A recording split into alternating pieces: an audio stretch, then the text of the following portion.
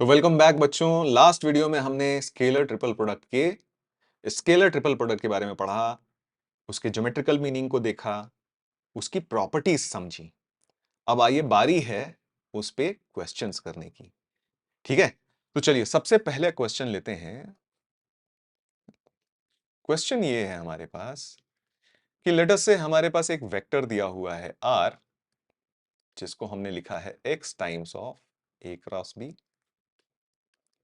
Plus y times of b cross c and plus z times of c cross a। ठीक है, ये हमें दिया हुआ है such that x plus Y plus Z जो है वो नॉन जीरो दिया हुआ है। ठीक है, एंड हमारे पास एक और रिजल्ट दिया हुआ है r डॉट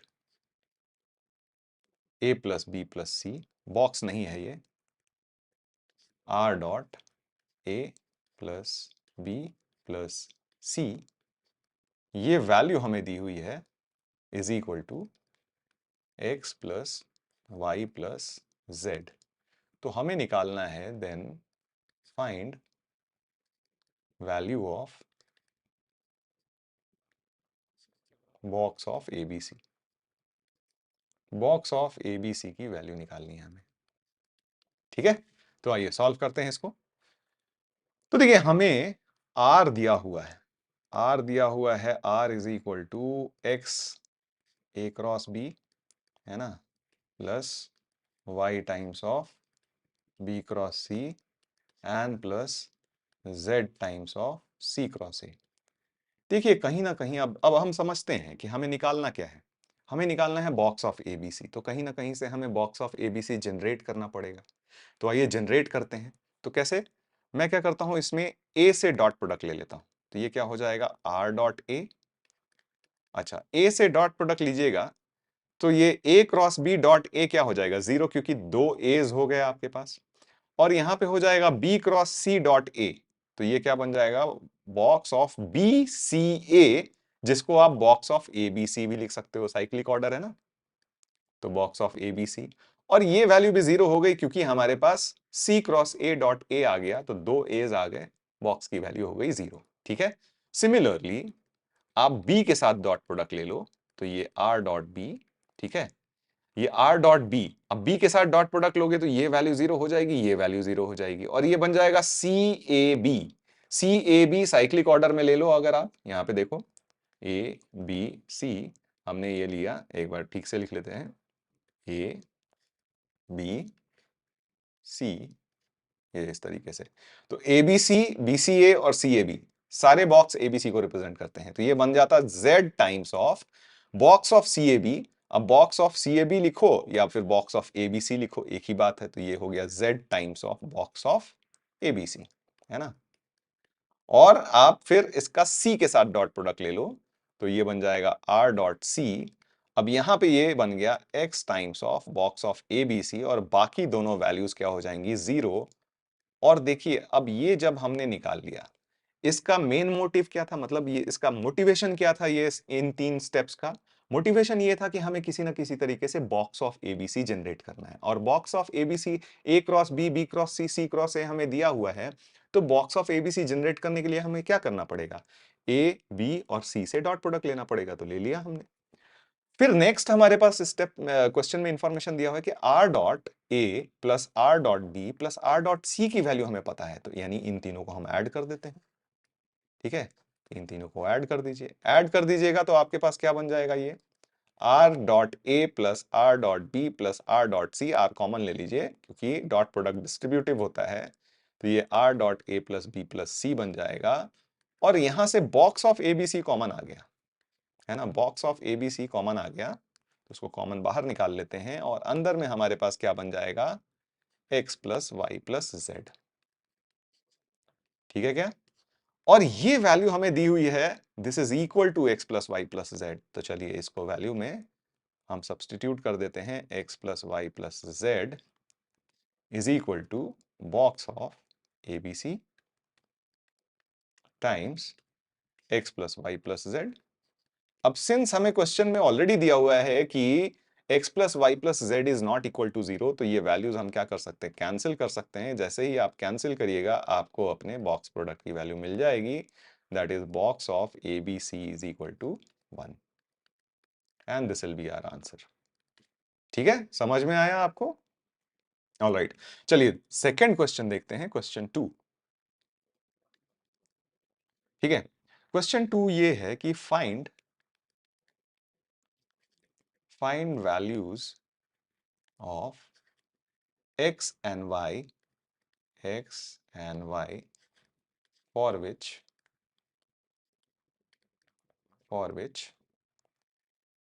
a वेक्टर हमें दिया हुआ है i माइनस के, ठीक है, b वेक्टर हमें दिया हुआ है लेट अस से x i plus j and plus 1 minus x k, and c vector हमें दिया हुआ है, ठीक है, c वेक्टर हमें दिया हुआ है y i plus x j and plus 1 plus x minus y k। ठीक है, आर कोप्लेनर। ये तीनों वेक्टर अगर कोप्लेनर दिए हुए हैं तो हमें एक्स वाई की वैल्यू निकालनी है। तो कंपोनेंट फॉर्म में तीनों वेक्टर्स दिए हुए हैं, और ये अगर आपके पास कोप्लेनर हैं तो यानी इसके कंपोनेंट्स के कोएफिशिएंट का जो डिटर्मिनेंट बनेगा उसकी वैल्यू क्या होनी चाहिए, 0। तो आइए उस डिटर्मिनेंट की वैल्यू 0 कर देते हैं। तो देखिए यहाँ पे i का कोएफिशिएंट है 1, j का कोएफिशिएंट है 0, k का कोएफिशिएंट है -1। इसमें i का कोएफिशिएंट है x, j का कोएफिशिएंट है 1 और k का कोएफिशिएंट है 1 माइनस x। यहाँ पे है आपका y x and 1 plus x minus y। ठीक है, ये वैल्यू क्या होनी चाहिए, 0। ठीक है, ऑल राइट। अब सीधे सीधे एक्सपैंड ही कर देते हैं, प्रॉपर्टी हम क्यों लगाने बैठे, चलिए एक्सपैंड कर देते हैं। तो 1 into this minus this into this, तो ये बन जाएगा 1 plus x minus y minus x into 1 minus x. ठीक है, फिर 0 के साथ तो 0 ही हो गया, और ये हो गया आपका -1 times this into this minus this into this, तो ये हो गया एक्स स्क्वेयर माइनस वाई। ठीक है, ऑल राइट। तो यहाँ पे वैल्यू निकालते हैं, ये बन गया 1 प्लस एक्स माइनस वाई, यहाँ पे हो गया minus x plus x square, और यहाँ से बन गया minus x square plus y. ठीक है, देखिए तो यहाँ से ये x और ये x कैंसिल, ये माइनस वाई ये प्लस वाई कैंसिल, और ये एक्स स्क्वायर कैंसिल, तो ये तो वैल्यू आपकी 1 आ रही है, which is never equal to 0। यानी ये बॉक्स की वैल्यू 0 हो ही नहीं सकती, है ना। चाहे आप x y की कोई भी वैल्यू सेलेक्ट कर लीजिए, ये बॉक्स की वैल्यू 0 नहीं हो सकती, यानी ये डिटर्मिनेंट की वैल्यू 0 नहीं हो सकती। तो देयरफॉर हम ये कह सकते हैं, therefore no possible values of x and y, no possible values of, no possible real values of, ठीक है, क्योंकि हम रियल वैल्यूज के बारे में बात कर रहे हैं, तो real values of x and y। तो ये हमारा आंसर हो जाएगा। ठीक है, यानी किसी भी x और y की रियल वैल्यू के लिए ये तीनों वेक्टर्स कोप्लेनर नहीं हो सकते हैं। ठीक है, ऑल राइट। चलिए अब तीसरा क्वेश्चन देखते हैं, question 3। Let's go to question 3। Question 3 में हमसे पूछा गया है कि इफ वॉल्यूम ऑफ पैरेललोपाइप्ड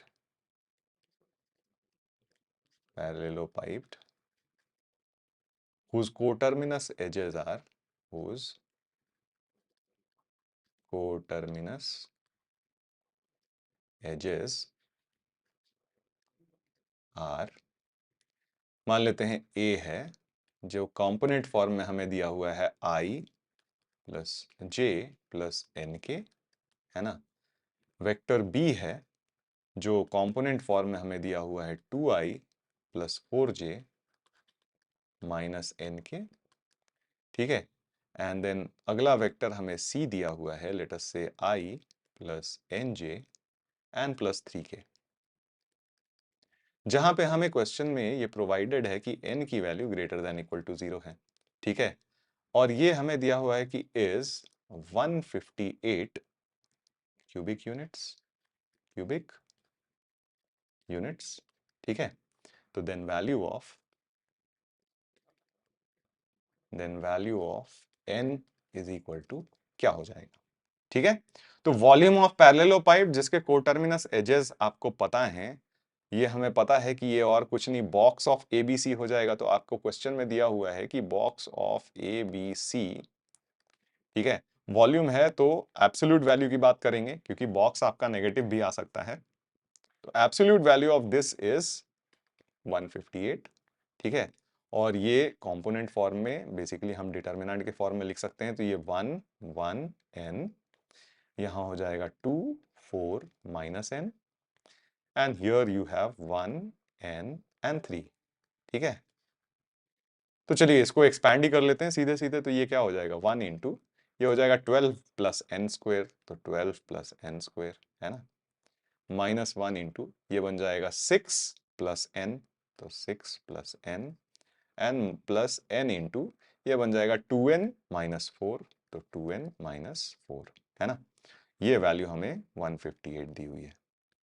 तो इक्वेशन देखिए हमारे पास एक क्वाड्रेटिक इक्वेशन बनता हुआ दिख रहा है। यहाँ पे प्लस एन स्क्वेयर है और यहाँ से प्लस 2n स्क्वेयर, तो ये बन जाएगा 3n स्क्वेयर। n का कोएफिशिएंट देखते हैं। n का कोएफिशिएंट है आपके पास यहाँ से माइनस n और यहाँ से माइनस 4n, तो माइनस 5n हो गया, ठीक है। कांस्टेंट टर्म देखते हैं तो यहाँ से प्लस 12, यहाँ से माइनस 6 है ना, तो ये हो गया आपका प्लस 6 और 158 इधर से आएगा तो माइनस 152 इज इक्वल टू 0, ठीक है। ये आपकी वैल्यू आ गई। अब यहां से हमें क्या करना है, n का वैल्यू निकालना है। तो आप इस क्वाड्रेटिक को जब सॉल्व कीजिएगा तो आपको n की since greater than equal to 0 value निकालनी है। तो यहां से जब ये क्वाड्रेटिक आप सॉल्व कीजिएगा तो आपको n की जो वैल्यू मिल जाएगी वो मिल जाएगी 8, and this will be your answer, ठीक है। बहुत सिंपल सा सवाल था, इसलिए आपको ज्यादा इसमें बहुत ज्यादा दिमाग आपका लगेगा नहीं। जो भी आपकी मेहनत जाएगी वो इस क्वाड्रेटिक को सॉल्व करने में जाएगी, ठीक है। ऑलराइट, तो चलिए नेक्स्ट अगला सवाल देखते हैं, question 4।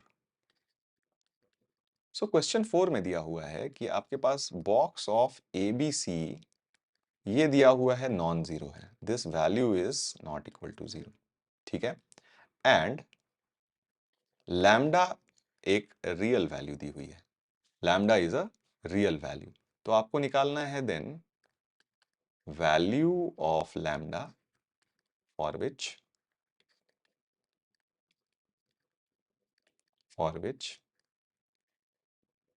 Vectors a plus 2b plus 3c comma lambda b plus 4c comma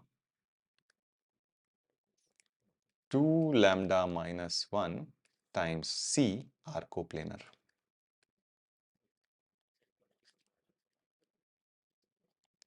तो देखिए एक प्रॉपर्टी हमने देखी थी, ठीक है, जहां पे अगर आपके पास तीन नॉन कोप्लेनर वेक्टर्स हैं और तीन वेक्टर्स इनके लीनियर कॉम्बिनेशन में रिप्रेजेंटेड हैं, ठीक है, तो सपोज इसको मैं x वेक्टर बोल देता हूं, इसको मैं y वेक्टर बोल देता हूं और इसको मैं z वेक्टर बोल देता हूं, ठीक है। तो अगर ये कोप्लेनर है तो box of x y z हमें क्या होना पड़ेगा, हमारा 0 होना पड़ेगा, ठीक है, ये 0 होना पड़ेगा। लेकिन हमने देखा था कि ये जो box of x y z होता है वो क्या हो जाता है, coefficient of A B C का डिटर्मिनेंट। तो यहाँ पे 1 2 3, यहाँ पे आपके पास a का कोएफिशिएंट 0 है, यहाँ पे है लैम्डा और यहाँ पे है 4, और यहाँ पे a और b दोनों के कोएफिशिएंट 0 हैं, तो 0 0 और ये बन जाएगा 2 लैम्डा माइनस 1, है ना, 2 lambda minus 1 times box of ABC, ये हमने देखा था प्रॉपर्टी में, ठीक है। अब क्या है, ये बॉक्स तो 0 नहीं है, तो 0 किसको होना पड़ेगा, इस डिटर्मिनेंट को 0 होना पड़ेगा। अगर इसकी वैल्यू 0 है तो डिटर्मिनेंट की वैल्यू 0 कर देते हैं। तो ये देखिएगा, तो डायगोनल एलिमेंट के नीचे सारे एलिमेंट्स 0 हैं, तो इस डिटर्मिनेंट की वैल्यू और कुछ नहीं बल्कि डायगोनल एलिमेंट्स का प्रोडक्ट हो जाएगा।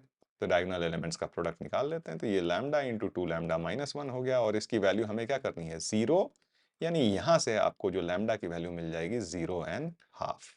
This will be your answer, ठीक है। चलिए अगला सवाल लेते हैं, क्वेश्चन 5।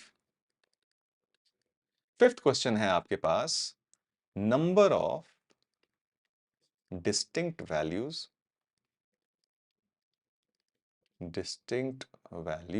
ऑफ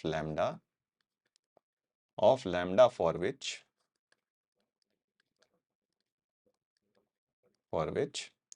आपके पास एक वेक्टर ए दिया हुआ है which is lambda cube times I plus K, दूसरा वेक्टर बी दिया हुआ है which is I minus lambda cube J, और तीसरा वेक्टर सी दिया हुआ है which is I plus 2 lambda minus sine lambda K, J N minus lambda के। ये तीन वेक्टर्स दिए हुए हैं, आर कोप्लेनर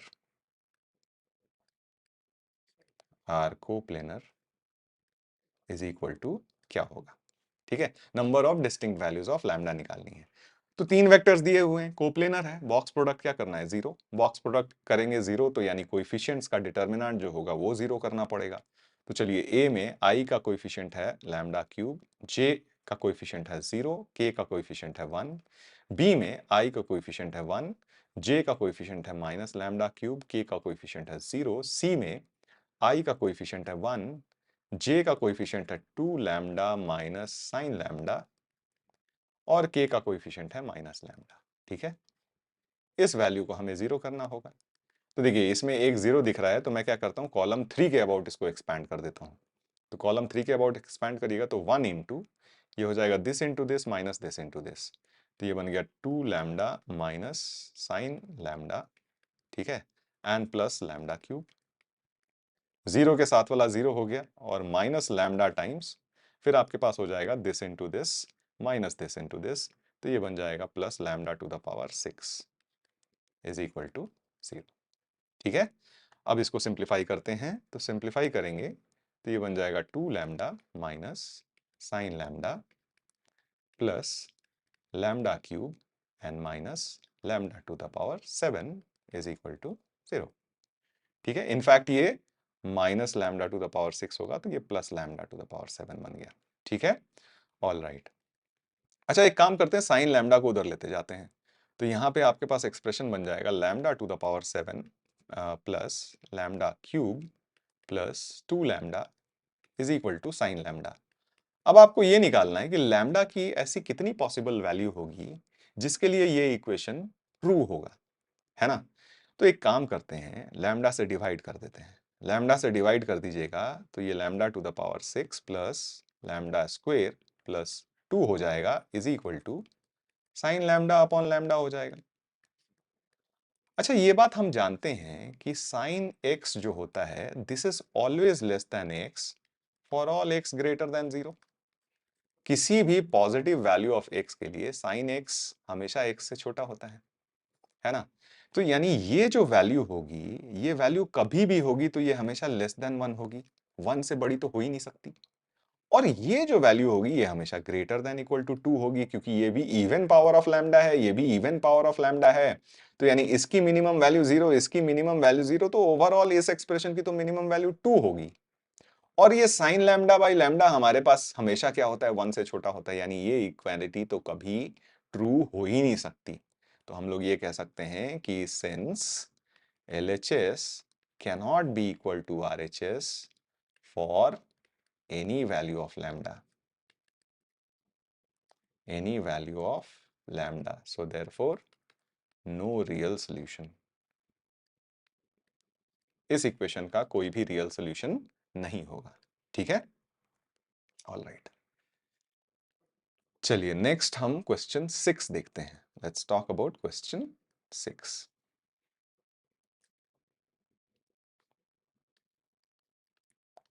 क्वेश्चन 6 में हमें दिया हुआ है कि फॉर थ्री वेक्टर्स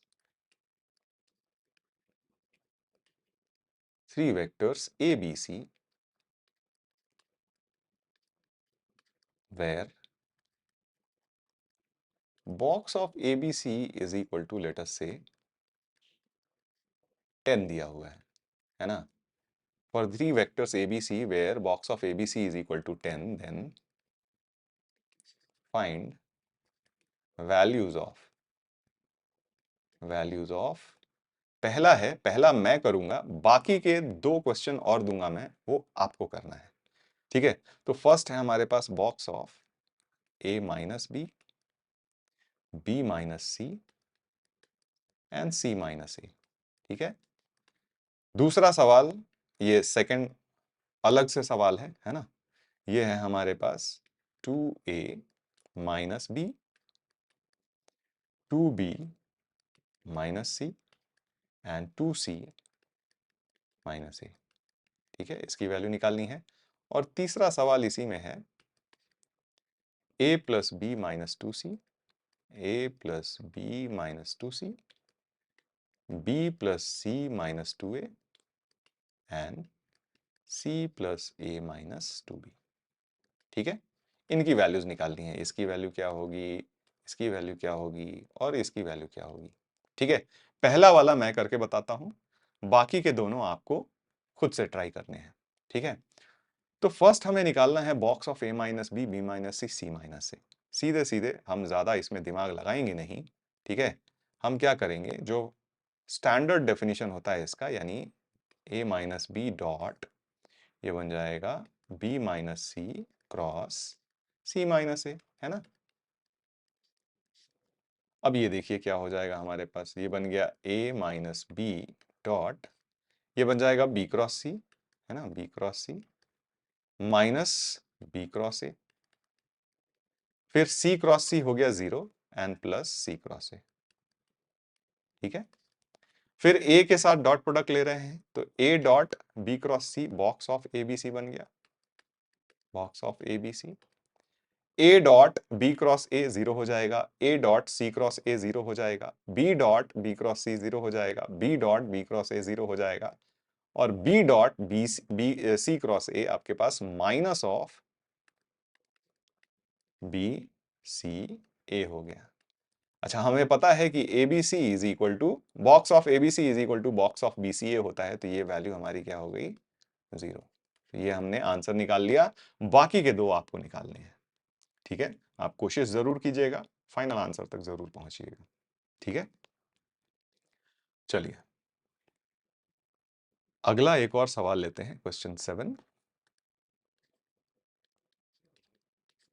क्वेश्चन 7 है हमारे पास कि if A B C are unit vectors, if A B C are unit vectors,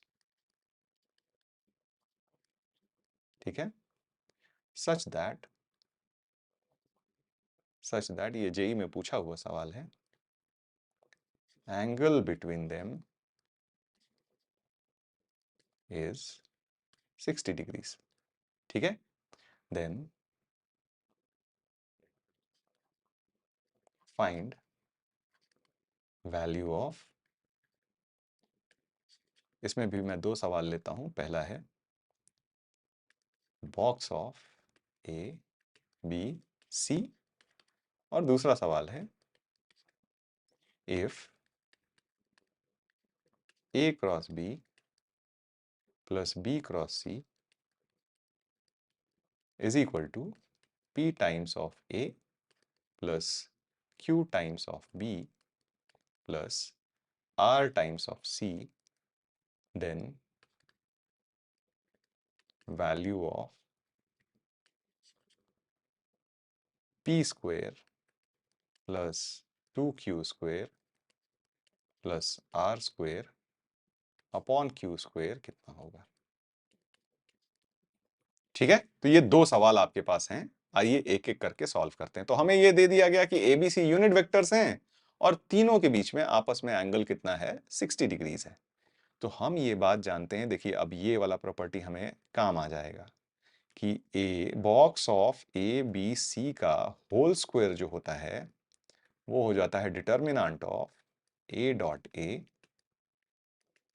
B और ए डॉट सी, फिर B dot A, B dot B and B dot C, है ना, and then C dot A, C dot B and C dot C, है ना,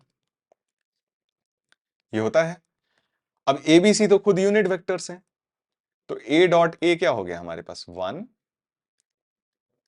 ए dot B होगा mod of A mod of B cos 60 degree, cos 60 degree की value half होती है, तो ये हो गया हाफ, ये हो गया हाफ, ये हो गया हाफ, ये हो गया 1, ये हो गया हाफ, ये हो गया हाफ, ये हो गया हाफ और ये हो गया 1। ठीक है, इसकी वैल्यू हमें निकालनी है, तो सीधे सीधे एक्सपैंड ही कर देते हैं। तो 1 इंटू ये बन जाएगा 1 माइनस 1/4 दैट इज 3/4, है ना, माइनस 1/2 इंटू, ठीक है, ये हो जाएगा 1/2 इंटू 1 माइनस 1/2 इंटू 1/2, तो 1/2 माइनस 1/4 1/4 बन गया, एंड देन प्लस 1/2, यहाँ से 1/2 का हो जाएगा 1/2 इंटू 1/2 माइनस, तो ये हो जाएगा माइनस 1/4, है ना।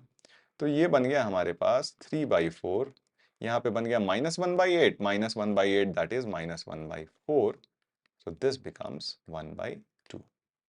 तो ABC का होल स्क्वायर हमें 1/2 मिला है, तो बॉक्स ऑफ ABC हमारे पास क्या बन जाएगा, box of ABC will be basically ±1/√2। ठीक है, सिंस हमें ये दिया नहीं हुआ है कि बॉक्स ऑफ ABC हमारे पास पॉजिटिव है या नेगेटिव है, तो हम क्या कहेंगे कि बॉक्स ऑफ ABC की जो वैल्यू हो सकती है वो क्या हो सकती है, ±1/√2। ठीक है, इतना हमने निकाल लिया। ऑलराइट, अब सेकंड पार्ट पे आते हैं। सेकंड पार्ट में हमारे पास है, सेकंड पार्ट में A cross B and then plus B cross C is equal to P times of A, Q times of B and R times of C। ठीक है, अब हमें क्या करना है, P square plus 2Q square plus R square upon Q square की value निकालनी है। ठीक है, हमें इतना पता है कि ABC जो है वो यूनिट वेक्टर्स हैं और तीनों के बीच में, मतलब A और B के बीच में 60 डिग्री, B और C के बीच में 60 डिग्री और A और C के बीच में 60 डिग्री है। ठीक है, तो एक काम करते हैं, एक बार A के साथ डॉट प्रोडक्ट ले लेते हैं। तो A के साथ डॉट प्रोडक्ट लीजिएगा तो ये 0 और ये 0, ये बॉक्स ऑफ ABC आ जाएगा, तो यहाँ आ गया बॉक्स ऑफ ABC। ठीक है, और ये आपका क्या हो जाएगा, P A डॉट A 1 हो गया और यहाँ पे हो गया Q/2 और प्लस R/2।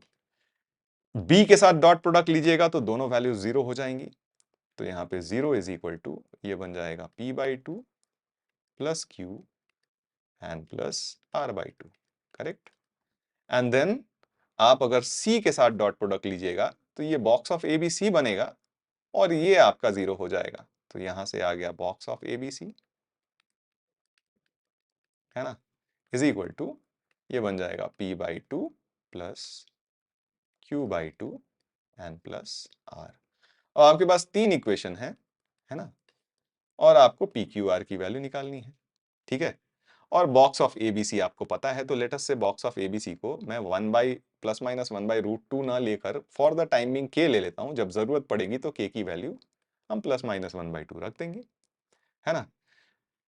तो देखिए इन दोनों को इक्वेट कर देते हैं, 1 और 2 तो दोनों क्या है, बराबर हैं, तो क्लियरली यानी दोनों को माइनस कर रहे हैं हम, तो मैं क्या कर रहा हूँ 1 - 3 कर रहा हूँ, है ना। 1 - 3 करिएगा तो P माइनस P/2 बन जाएगा, Q/2 कैंसिल आउट हो गया, R/2 माइनस R/2 हो गया, यानी ये हो गया 0। तो यहाँ से आपके पास बन गया P is equal to R, P is equal to R आ गया, है ना।